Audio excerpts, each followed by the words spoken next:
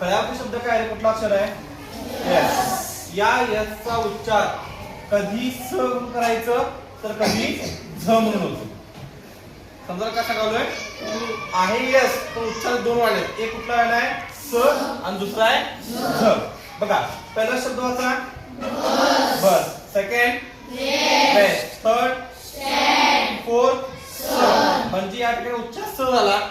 आणि नेक्स्ट इकडे काय? क्लोज झ. ओके. नेक्स्ट पेज झ. नेक्स्ट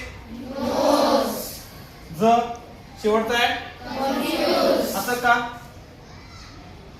हे असं का आहे? स पण दोन्ही ठिकाणी उच्चार वेगवेगळे वाढले. पहिल्या ठिकाणी स, दुसऱ्या ठिकाणी ज. याचं कारण काय माहिती आहे? इंग्रजीमध्ये स्वर किती आहेत? इंग्रजीमध्ये स्वर किती आहेत? 5. बर.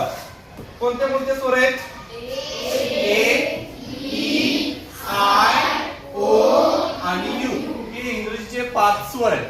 ठीक आहे. बघा आता या दिलेल्या इंग्रजी वॉवेल्स, ठीक आहे, या वॉवेल्सच्या दोन वॉवेल्सच्या मध्ये ज्या ठिकाणी यस येईल त्या ठिकाणी झ हा उच्चार होतो.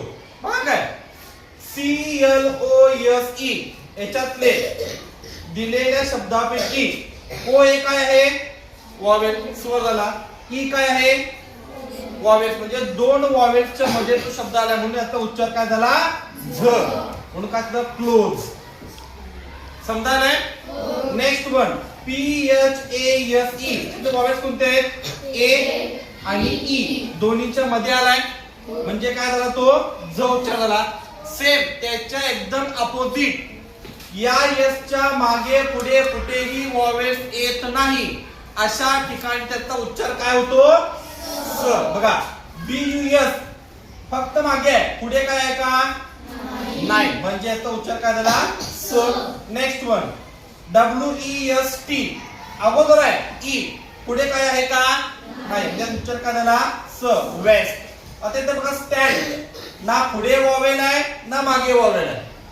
टी हे काय आहे? व्यंजन आहे म्हणून याचा उच्चार काय झाला? स. समजलं सगळ्यांना उच्चाराचं काय? म्हणजे इंग्रजी आपण वाचत असताना या गोष्टींचा आपण विचार केला.